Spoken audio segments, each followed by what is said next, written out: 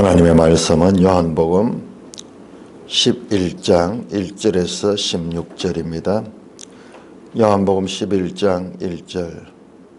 어떤 병자가 있으니 이는 마리아와 그 자매 마르다의 마을 베다니에 사는 나사로다. 이 마리아는 향유를 주께 붓고 머리털로 주의 발을 닦던 자요, 병든 나사로는 그의 오라버니더라.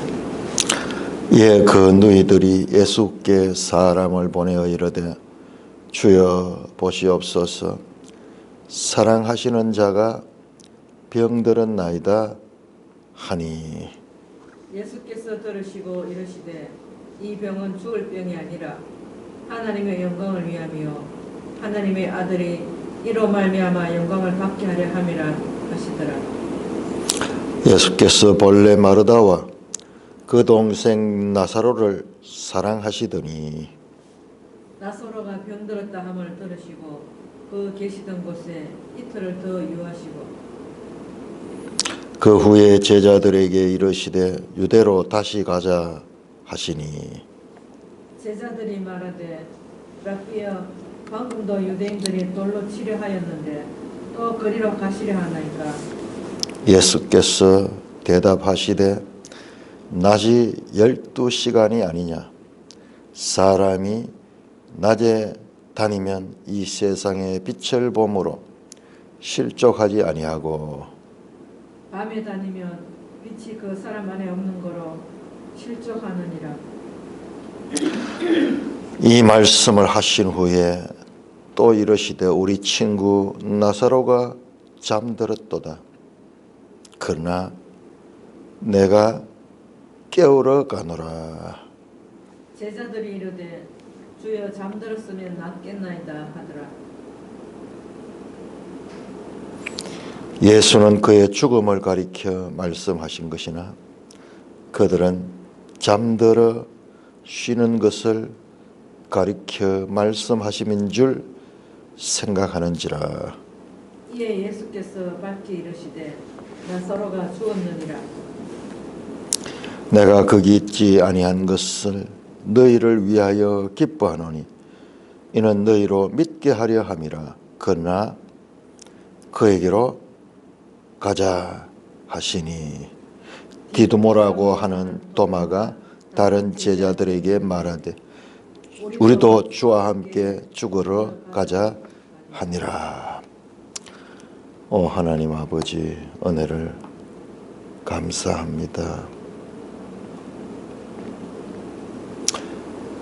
놀라운 하나님의 뜻을 담고 있는 이 말씀을 잘 깨닫게 하여 주시옵소서. 예수님 이름으로 기도드리옵나이다. 아멘. 자, 어제도 잠깐 말씀을 드렸듯이 요한복음 10장은 수전절에 관한 말씀입니다. 10장 22절부터 10장 1절에서 21절까지는 초막절의 말씀이고 초막절로 이어진 말씀이고, 그리고 22절부터는 수전절에 일어난 말씀인데 과연 11장도 수전절과 연관된 말씀인가? 그렇지 않으면은 이제 절기 이야기는 끝이 나고 새로운 내용으로서 말씀이 주어지는가? 사실상 절기에 대한 이야기는 이제 나오지 않고 다음 6월절이 나올 때까지는 절기 이야기가 없습니다. 그러니까는 이 수전절과 6월절까지는 한 3개월 정도의 기간이 있죠. 이건 겨울이고 이건 봄이니까는요. 우리가 이 본문을 자세히 살피면서 한번 수전절과 연관이 된 것인가 아니면 독립된 기사인가. 우리 이 매일성경의 이 요한복음의 전문가는 이 란을 마지막 표적과 마지막 6월절 예수님으로 붙여놨어요. 유월절 나와야 되는데 유월절 보지는. 앞에서도 10장도 선한 목자 담아 10장 전체가 우리는 10장 1절에서 21절까지는 7장에서부터 시작되는 그 초막절이라고 그렇게 명확하게 분류했는데 이번은 지금 10장 1절부터 그 수전절 시작되도 않은데 수전절 이야기를 하고 거기에 포함을 시켰고 지금 이것도 지금 마지막 이 11장 12장도 6월절과 연결시켜 가지고 6월절이 11장 저 57절 뒤에 나오는데 이것까지 같이 넣어 가지고 마지막 6월절 예수님이라 그렇게 분류를 했습니다. 자, 이 분류는 얼마나 중요하냐 그러면은 이것은 그냥 조금 틀리는 것이 아니고 큰 그 맥락을 놓치게 되면은 큰 그 맥락 안에서 조금 틀리는 거는 방향을 다시 잡아갈 수 있습니다. 그대로. 그러나 맥락 자체가 틀리면은 길이 다른 거예요. 길이 다른 거예요. 그래서 우리가 이 성경을 이제 자꾸 보게 되면은 점점 크게 보는 것, 외모로 보지 말고 공의로 판단하라. 그 말이 그거예요. 작은 것, 소탐, 작은 것에 집중하다 보면 큰 걸 놓쳐버린대요. 이거는 동서고금의 진리예요. 우리 인생을 사는 것도 보면은 작은 데 집착하다가 큰 걸 놓친 사람이 있고 좀 큰 기업을 하고 이런 사람들은 큰 흐름을 봐요. 흐름을 보고 작은 것들은 뭐 그냥 버릴 수도 있어요.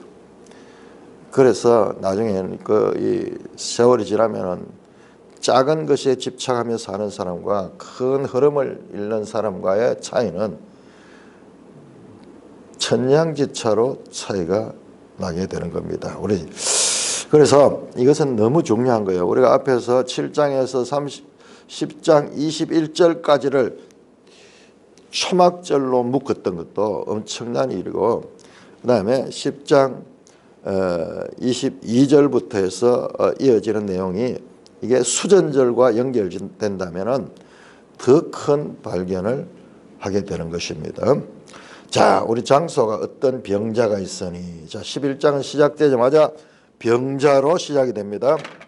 자, 수전절은 겨울이었죠. 겨울 때는 겨울이라 참 서산한 바람이 부는 성전에서 겨울이기 때문에 실내 솔로몬 행각에 예수님께서 거기에서 계셨던 것을 우리가 봤습니다. 그리고 병이 나옵니다. 이제는 또 죽음이 나올 것이요. 무덤이 나올 것입니다. 장소가 어디냐? 장소가 벳아니 베트 가면 집이거든요. 아니 가면은요 이게 가난하다 이 가난하다는 표현을 가지고는 부족해요.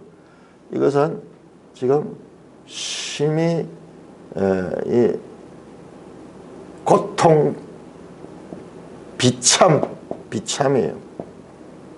비참한 집이다 가는 뜻입니다.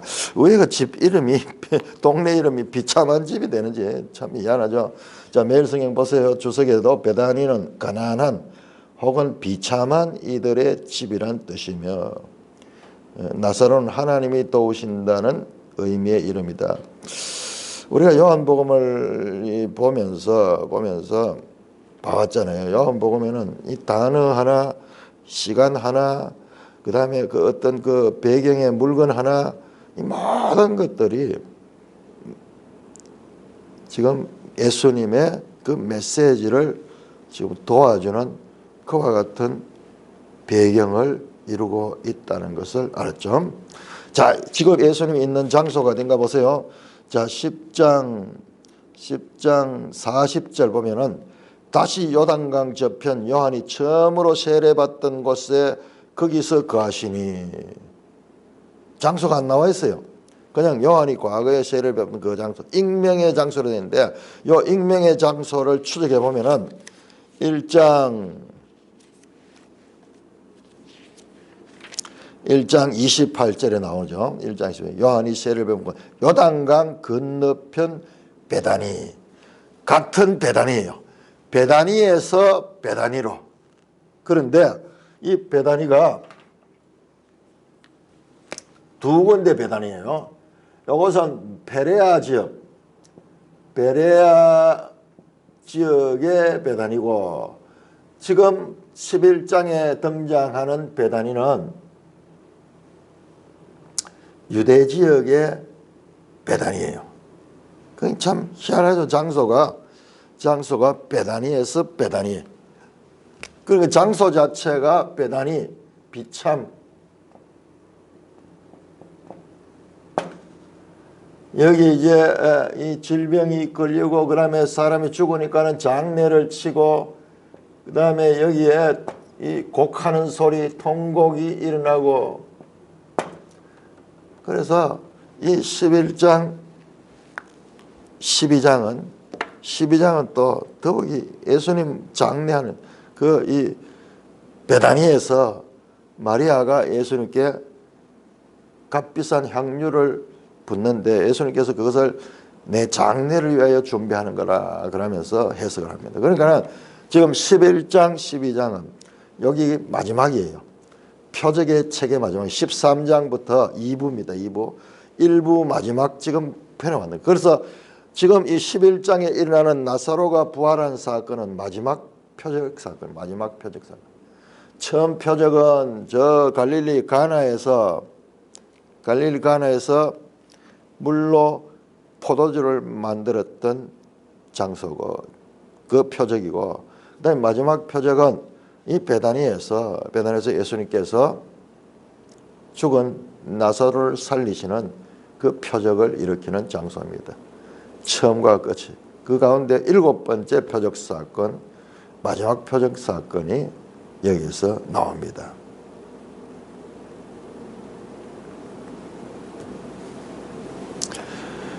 어떤 병자가 있으니 베다니다. 네, 이 단어를 지금 헬라어에서도 그냥 베다니라고 헬라어로 썼기 때문에 이 히브리 원래 뜻이 뭔가를 알 수 없었는데 이걸 찾아봤어요. 자, 참 놀랍죠. 자, 이사야 61장 찾아보세요. 이사야 61장.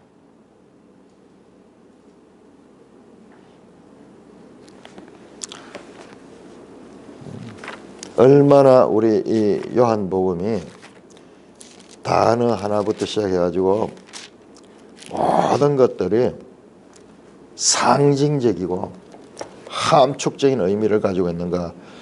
자, 이사야 61장 1절, 유명한 예수님이 바로 자기 자신에게 임한 말씀으로 그렇게 누가복음 4장 18절에서 인용했던 말씀입니다. 주 여호와의 영이 내게 내리셨으니 이는 여호와께서 내게 기름을 부어서 어떻게 가난한 자에게 아름다운 소식을 전하게 하려 하심이라. 나를 보내사 마음이 상한 자를 고치며 포로된 자에게 자유를, 가난한 자에게 갇힌 자에게 노임을 선포하며 여호와의 은혜의 해와 하나님의 보복의 날을 선포하며 모든 슬픈 자를 위로하되 무릇 시온에서 슬퍼하는 자에게 화관을 주며 그 죄를 대신하여 기쁨의 기름으로 그 슬픔을 대신하고 찬송의 옷으로 그 근심을 대신하시고 그들이 의의 나무 곧 여호와께서 심으신 그 영광을 나타낼 자라 일컬음을 받게 하려 하심이라. 와, 여러분 이 말씀 우리가 참 좋아하는 말씀이잖아요. 근데 이 말씀이 그대로 지금 여기에 적용되는, 여기에 적용. 베다니라는 이름 속에 여기 보세요. 마음이 상한 자, 죽음 때문에, 그다음에 병든 자, 포로된 자. 지금 나중에 보면요, 이 나사로가 꽁꽁 천으로 묶여 있어요. 시신이. 그 묶여 있는 걸 풀어냅니다. 풀어서 놓아 다니게 하라. 자유를 선포합니다. 포로된 자에게 자유를. 감옥처럼 이렇게 돌로 된 그 무덤 속에 갇혀 있던 자를 거기서 풀어 노임을 선포하고, 그래요. 그 모인 사람들이 다 슬퍼하는데 그 슬픈 자에게 기쁨을 주며 여호와의 영광을 나타내는 사건이 여기에서 일어납니다. 11장 12장.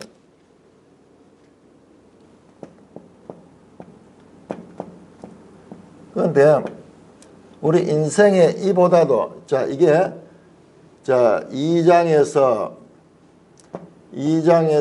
12장까지가 이게 일부예요. 일부.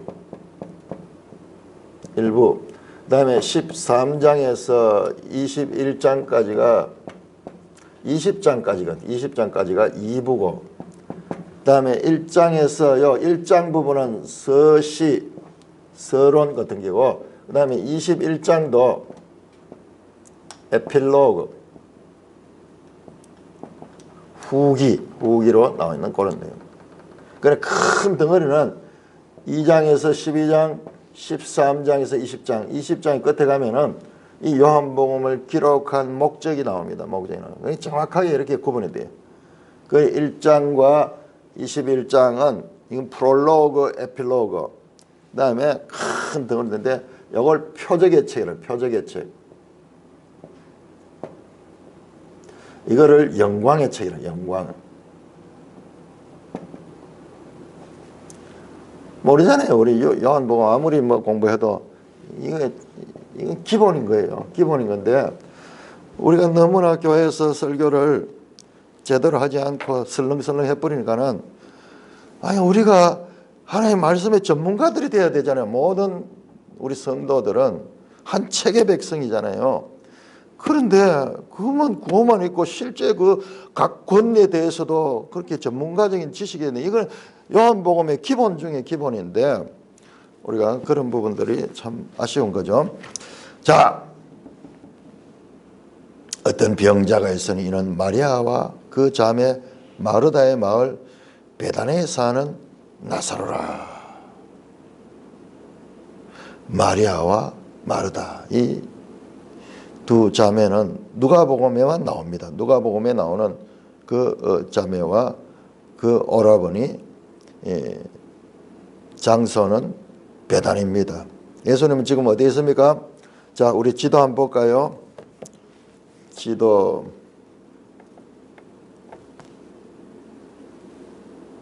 314쪽.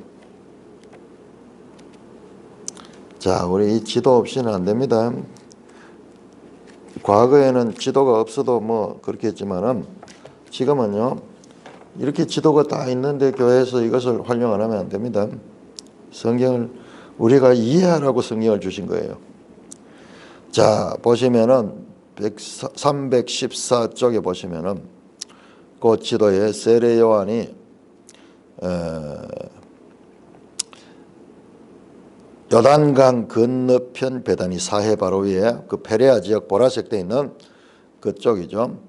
요단강 건너편 베다니, 정확한 장소는 알지 못해요. 그런데 지금 베다니는 어디냐 그러면은 그 예루살렘 바로 밑에 베다니잖아요. 요 거리가 가까워요. 거리가 가까워요. 지금 여기도 정확한 위치는 찾지를 못하고 있는데, 이 장소라 그러면, 이 지도처럼 이 장소라 그러면은 사실 거의 같은 위도에 있네요. 같은 위도에 있고, 그리고 거리상으로도 멀지는 않습니다. 그러니까는 이 베다니는 예수님이 예루살렘에서 오시면은 이 베다니에서 주무시고, 이 베다니에 이 나사로 가족들과는 아주 절친한 관계죠. 사랑하는 자다 하는 걸 표현하죠.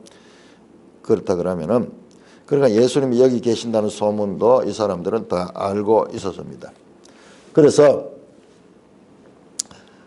이 마리아는 향유를 주께 붓고 머리털로 주여, 이건 12장에 나오는데요. 12장에 나오는 거죠.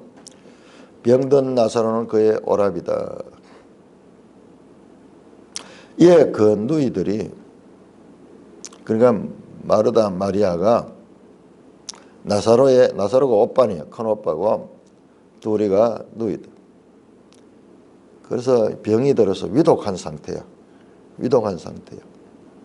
겨울에, 추운 겨울에 위독한 상태. 오늘날 우리는 뭐 이런 위생 상태가 좋아지고 또 이 병원이 있어 그렇지만 겨울 되면은 사람들이 폐렴이라든지 이런 걸 많이 걸려요. 그래서 아마 그런 계통의 병이 아닌가 싶어요. 위독한 상태에 있었습니다. 그래서 예수님께 사람을 보내어 주여 보시옵소서 사랑하는 자가 병들었나이다. 그렇게 말했습니다. 자세히 보면은요, 자세히 보면은 참 성경을 깊이 묵상해야 돼요. 자세히 보면은 2장 첫 표적 나왔던 2장에서 마리아가 예수님께 주여 이 포도주가 떨어졌습니다. 포도주가 떨어졌습니다. 그 예수님 뭐라 합니까? 여자여 그것이 내와 무슨 상관이 있나? 내 때가 아직 이르지 않았다. 지금 똑같이 이야기해요. 똑같이 장면에 보면은 자 사랑하는 자가 병들었나이다. 사랑하는 자 필레오 얼마나 이 관계가 좋았냐면 이 집과는 공간보험서 보면은 늘 이 집에 왔다 갔다 하면서 그렇게 친밀한 관계였습니다. 매일 성경이 나오죠. 3절 여기 사랑하는에 해당되는 헬라어 단어는 필레오며 11절에 친구도 필레오라 필로스라고 합니다. 필로스. 필레오의 명사형이 친구라는 사랑하는 자. 우리 이 요한복음의 저자가 누군지 사실 성경에는 안 나와요. 그런데 사랑하는 자라, 주가 사랑하는 자라 13장 23절에 보면은 사랑하는 자가 제일 이 21장에도 보면 사랑하는 자 그 이야기 나옵니다. 그러니까는 예수님은 자기 백성들을 사랑하는 자예요. 그러니까 이 나사로는 모든 우리 인류를 상징하는 그런 인물이 될 수도 있습니다. 하나님이 세상을 이처럼 사랑하사 4절 예수께서 들으시고 이르시되 이 병은 죽을 병이 아니라 하나님의 영광을 위하며 하나님의 아들이 이로 말미암아 영광을 받게 하며 하시더라.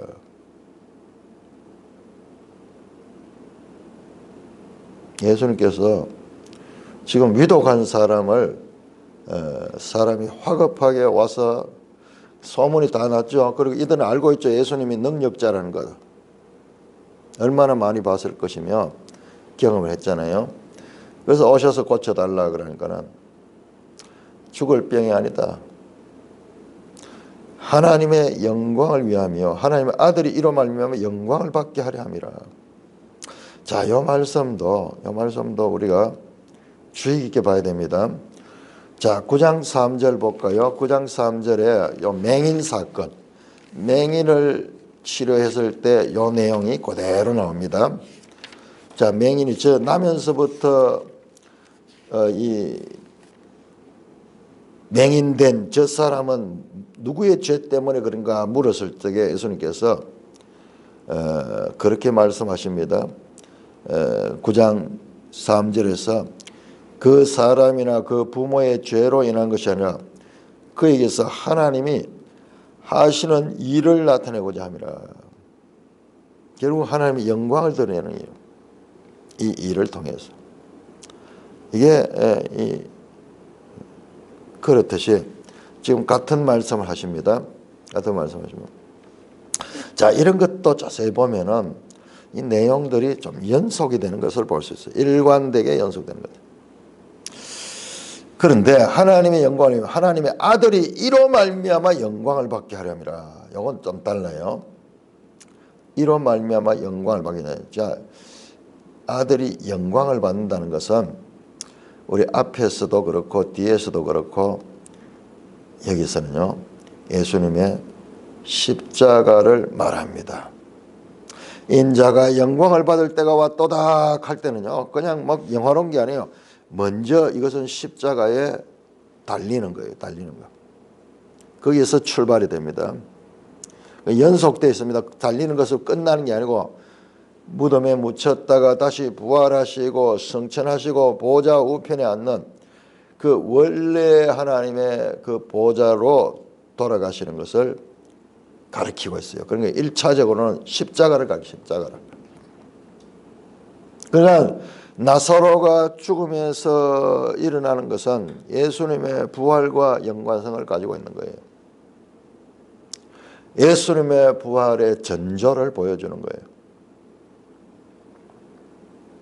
5절 예수께서 본래 마르다와 그 동생 나사로를 사랑하시더니 사랑하는데 예수님께서 급히 가가지고 도와주지 아니하고 오히려 더 지체합니다. 6절 나사로가 병들었다 함을 들으시고 또 강조합니다. 병들었다.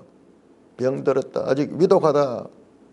그러면 빨리 달려가셔서 그 위급한 사람을 구해줘야 되지. 자, 넌센스가 나옵니다. 병들었다 함을 들으시고 빨리 가시니라 돼야 되는데 계시던 그곳에 이틀을 더 유하셨다. 그래 페레아 베다니에 위독하다는 소리를 듣고도 빨리 가지 않고 일부러 이틀을 더 유하시고 계셨다. 자, 우리 2장에서 물로 포도주를 만드는 그 표적에서도 나오듯이요.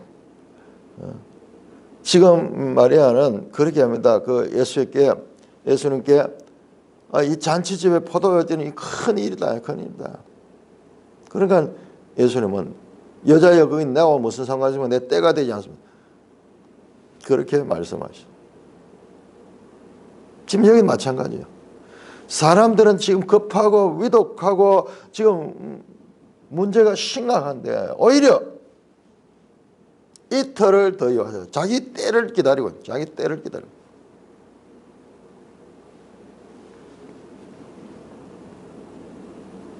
어떠면은요, 우리가 이것을 수전절과 연결시킨다 그러면은 수전절이 12월 25일이었다면은 26일, 27일 되었을 수도 있어요.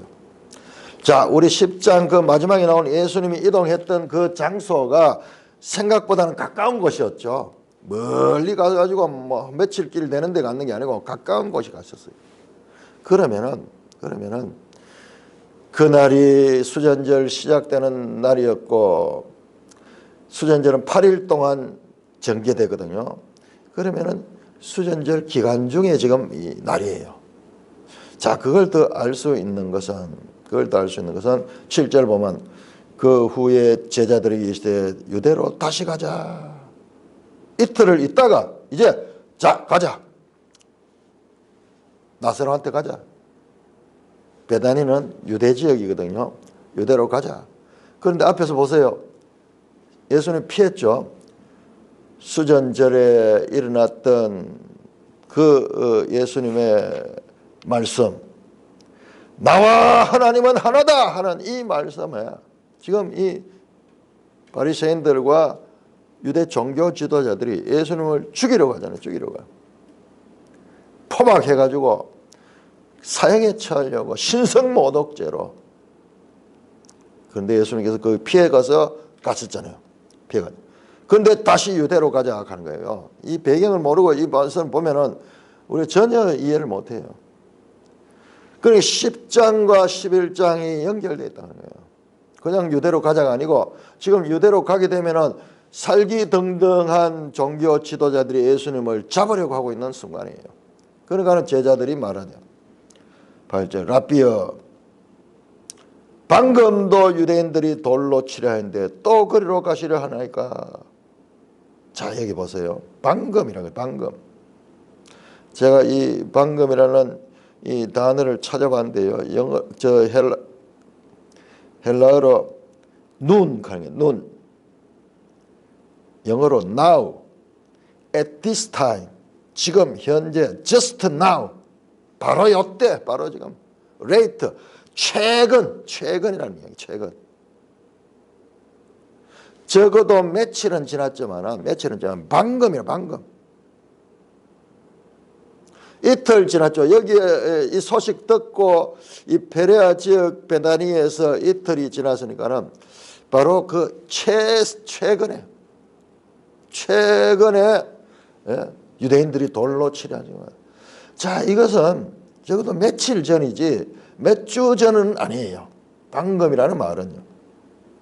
그렇다면은 우리는요, 이 요한복음 11장 사건과 수전절이 밀접한 연관을 가지고 있다는 것을 우리가 점점 더 믿을 수 있는 증거 본문이 됩니다. 자, 뿐만 아니라 유대인들이 돌로 치라 했는데 10장 39절에 그렇게 했죠. 10장 39절에 예수를 잡으려고 했고 10장 31절 보세요. 10장 31절을 보면 유대인들이 다시 돌을 들어 치려 하거든. 여기 생생한 기억이 있네. 바로 며칠 전에, 최근에 또 그리로 가려 하시나이까.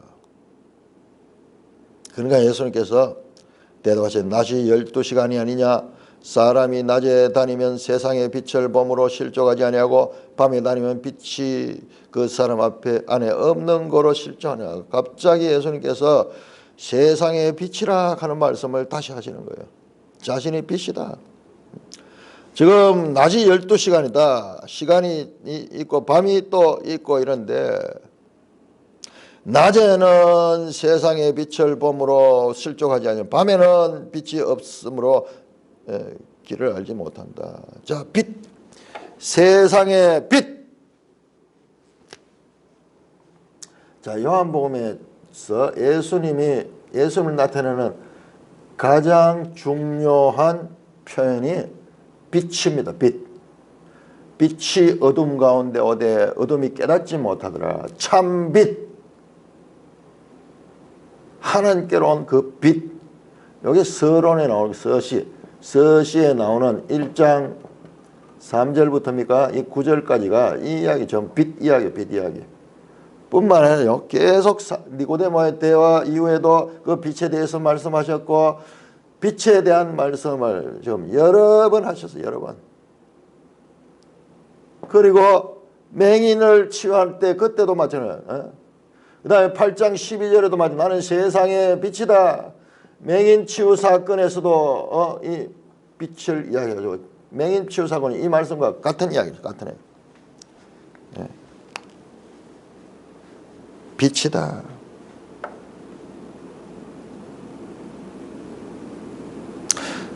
요한일서 2장 10절에서 사도 요한은 말합니다. 하나님은 빛이시다. 하나님 빛이시다.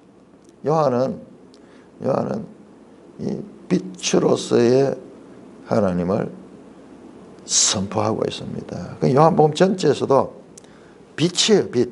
가장 예수님에 대한 그 이 중요한 비유적인 표현은 그분은 빛이시다. 빛은 그냥 생명의 떡이다. 나는 생수다. 먹고 마시는 이 정도가 아니고 창조와 연관된 우주적 창조의 주인인 것을 나타내는. 자, 이게 수전절과 연결된 내용이냐 아니냐 우리가 관심을 가지고 보자 그랬는데 저는 이 본문에서 지금 이 빛에 관한 본문에서 더욱더 예수님은 수전절에 지금 말씀하시고 계신다라는 것을 확인하게 됩니다. 자, 왜 그러냐 그러면요. 자, 다시 한번 제가 이 요세푸스를 인용하죠. 요세푸스는 이것은 중간기 이 유대 역사 전체를 기록했는데 우리 성경에 없는 이 중간기의 역사도 이게 기록이 되어 있습니다.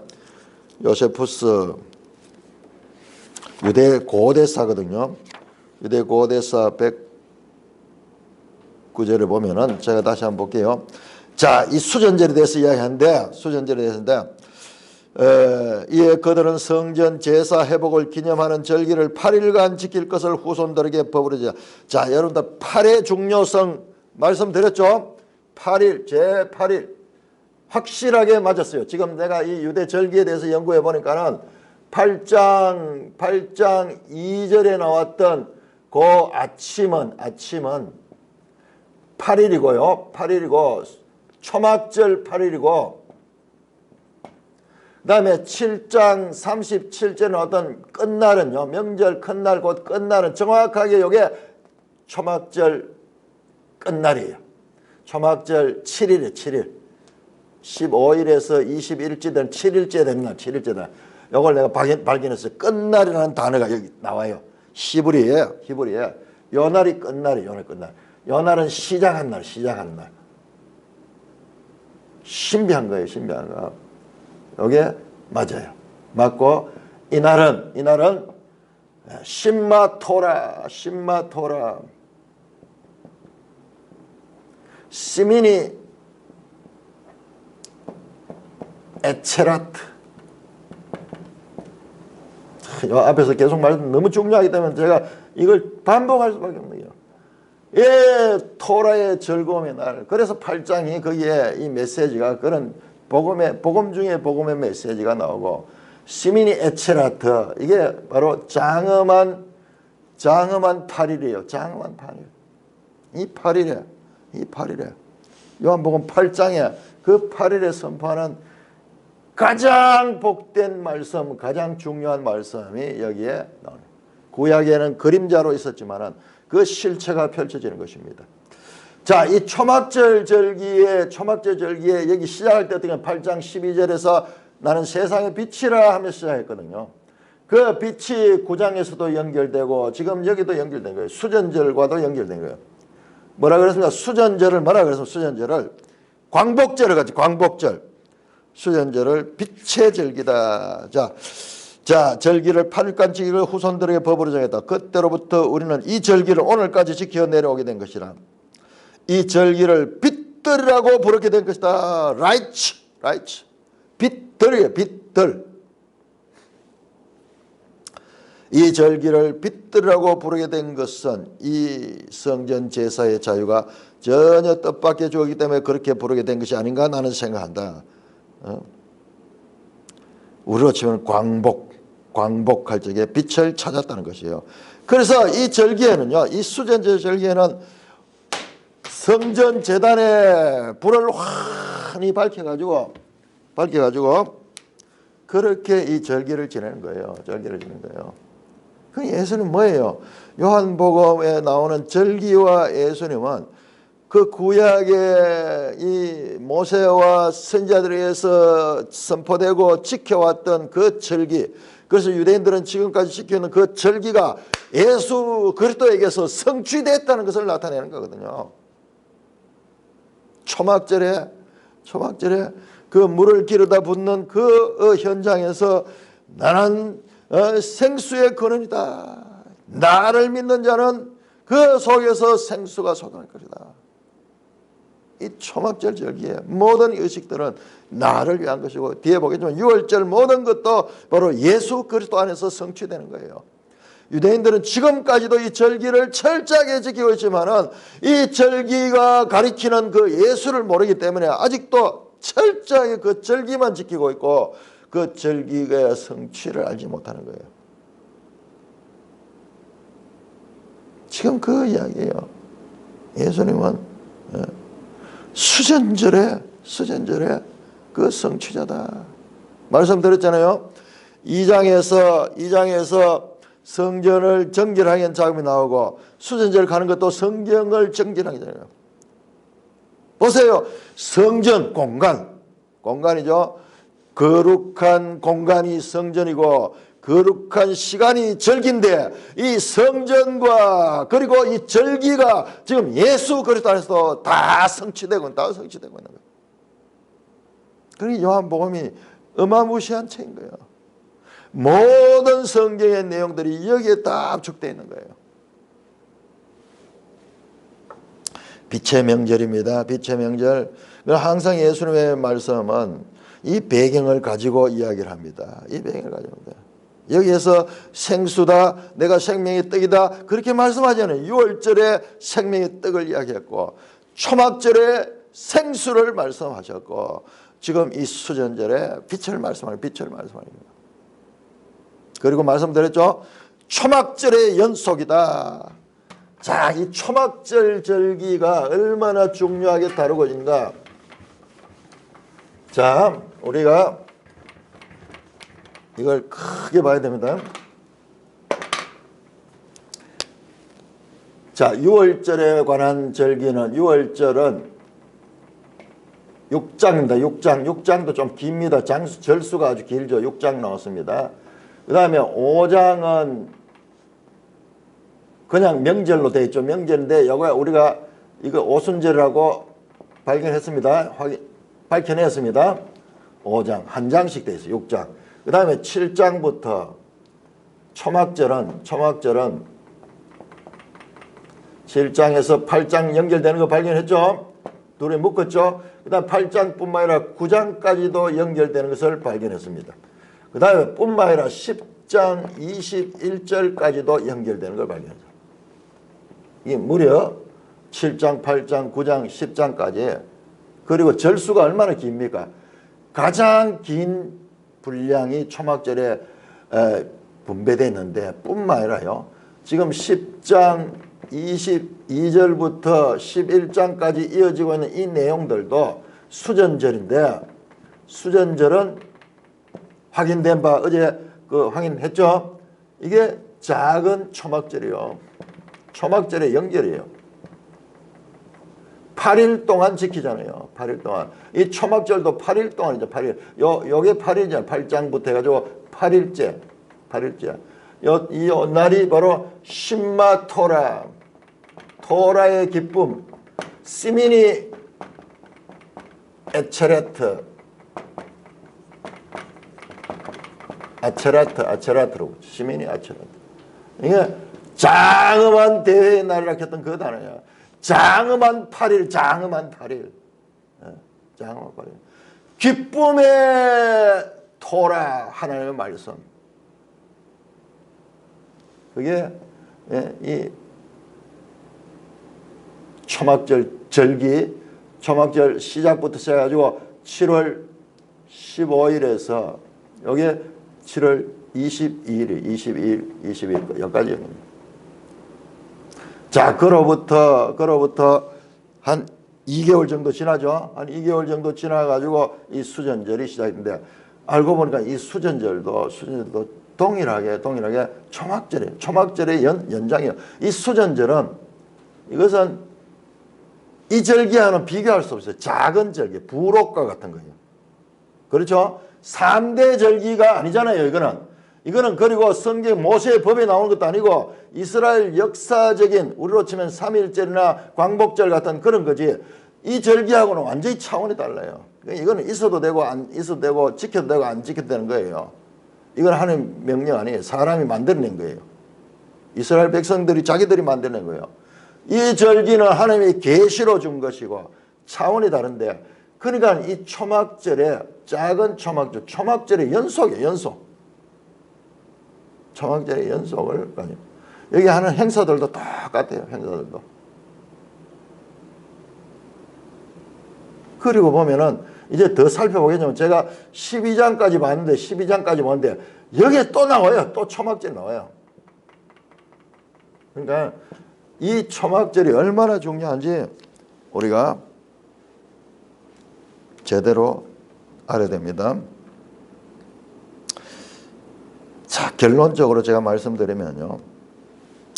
봄절기가 있어요. 이스라엘의 3대 절기가 있는데 봄절기가 이 6월절과 77절, 오순절입니다. 봄이죠. 이것이 이 6월절이 한 3월달 치면은 77절은 한 5월달 정도 그렇게 되죠. 50일 사이니까는. 그러고 뚝 떨어졌어요. 그리고 이 뚝 떨어져서 긴 간격이 있고 초막절이 있는 거예요. 자, 이 봄절기는 초림 예수님을 가리킵니다. 초림 예수님. 그리고 저 가을절기는요. 궁극적으로는 재림 예수를. 그러니까는 우리는 6월절 예수 그리스도의 십자가 사건과 오순절의 성령 강림 사건 이후에 이제 초막절 예수님을 기다리고 있는 거예요. 그걸 기다리고 있는 거예요. 그 사이에 우리가 살고 있는 거예요. 이 하나님의 시간표가 이렇게 되어 있습니다. 그러니까 그만큼 지금 초막절을 중요하게 가르쳐요. 이건 다 성취된 거예요. 성취된 거. 지금 요한복음에서는 지금 성취되고 있는 과정이고 우리에게는 이거 다 성취되고 있는 거예요. 성경은 우리를 위해서 기록되어 있는 거예요. 당대 1세기 그 당대들 뿐만 아니라 오고 오는 뒤에 이제 그런 내용들이 나오는데 우리에 들지 않는 양들, 흩어져 사는 사람들, 저 이방인들을 위하여 기록되어 있기 때문에 지금 이 장면이 그렇게 중요한 거예요. 여기에 생각해 보세요. 여기에 이 8장에서 우리의 구원의 모든 것이 여기 다 나왔잖아요. 다 나왔잖아요. 우리가 다른 내용 아무리 알아봤자 우리의 직접적인 구원과 연관되는 내용은 여기에 들어있어요. 여기에. 자, 그래서 우리는 지금 그러니까 제가 여기에 시간을 많이 들인 거예요. 수전절이 뭔가를 가리키기 위해 가지고 이렇게 많은 자료들을 통해 가지고 발견했는 거예요. 이 수전절이 작은 초막절이에요. 그리고 이 초막절에도 빛을 밝혀요. 빛을 밝힙니다. 물을 붓고 빛을 밝히는 그 행사가 있는데 수전절은 물 붓는 건 없어도 바로 빛을 밝히는 빛들이라 해요. 빛들. 이 날 자체가 빛들이라는 뜻을 갖고 있는 거예요.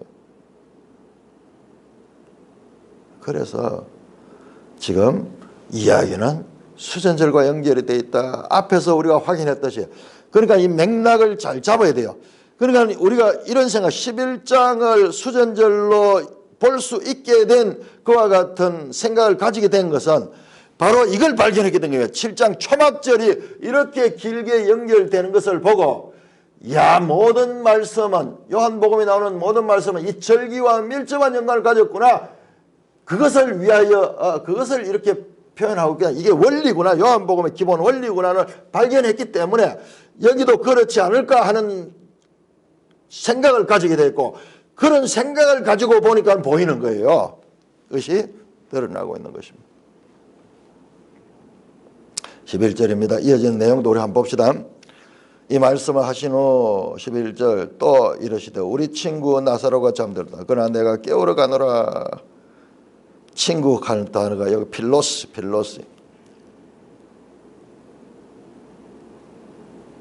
제자들이 주여 잠들었으면 깨어나고 하더라. 그러나 예수는 그의 죽음을 가리켜 말씀한 것이다.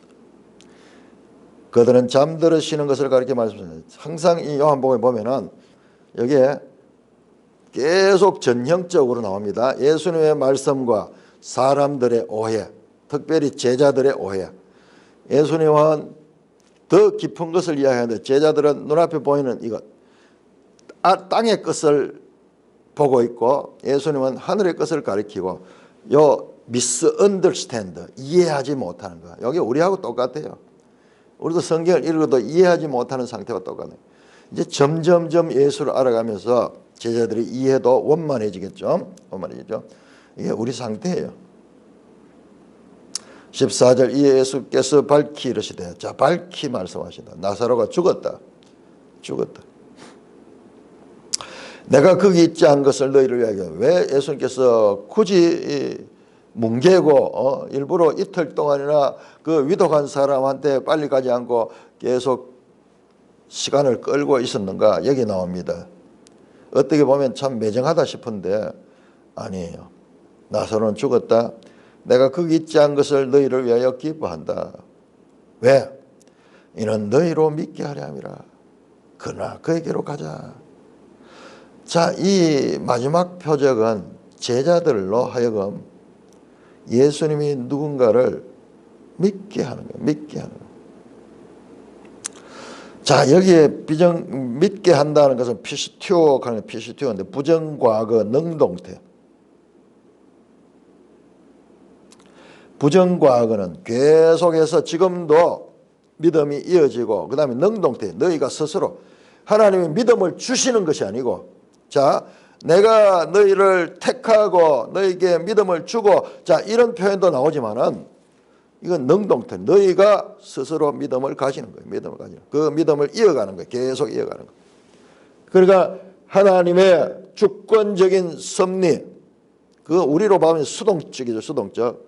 그런데 사람의 책임, 여기는 이 사람의 능동적인 것과 같은 말씀을 가리키는 거예요. 이 두 가지가 하나님의 주권과 사람의 책임, 수동적인 것과 능동적인 것, 이건 신앙의 이게 본질 요소예요. 본질 요소. 이거 하나만 따로 분리해버리면 성경도 이해 안 되고 우리 신앙을 이해할 수가 없습니다. 이런 너희로 믿게 하려면 그러나 그에게로 가자. 그러니까 16절 디도모를 하는 도마가 다른 제자를 맞아 우리도 주와 함께 죽으러 가자 하니라. 도마가 우리도 주와 함께 죽으러 가자. 참 용기 있는 모습 같기도 하고 그렇죠. 이것도 마찬가지죠. 아이러니. 자기가 말을 그렇게 하면서도 자기 말이 뭔지 모르고 하는 이 요한복음에 계속 이런 아이러니도 나옵니다. 뒤에도 보면 나오는데 계속 우리가 자세히 보면은 요한복음에 나오는. 그러니까 지금 이 요한복음을 통해서 뭐냐?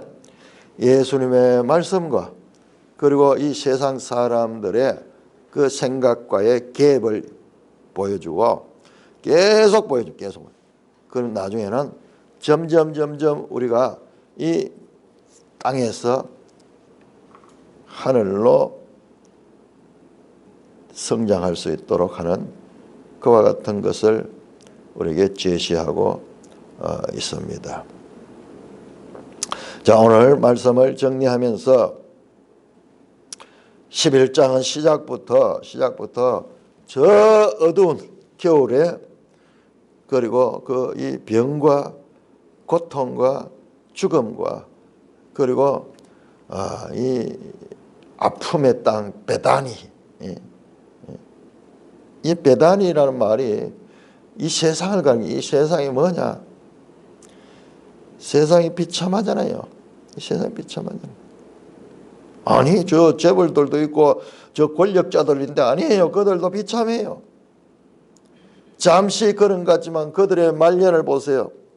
우리 가까운 이 역사에서도 우리 전두환 대통령 같은 사람 참 권력과 이 힘을 가지고 이 땅에 들어왔다 마지막에 얼마나 비참하게 돼. 비참. 다 그랬다. 이 지구는 이 지구상은 죄로 말미암아 베다니에 그 베다니에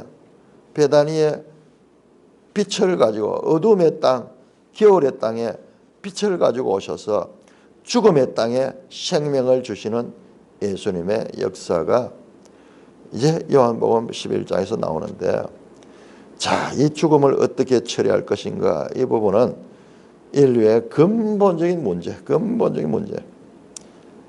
그것을 11장은 말씀하면서 이 수전절의 완성자로 오신 예수님을 우리에게 보여주게 될 것입니다. 찬송가 370장입니다.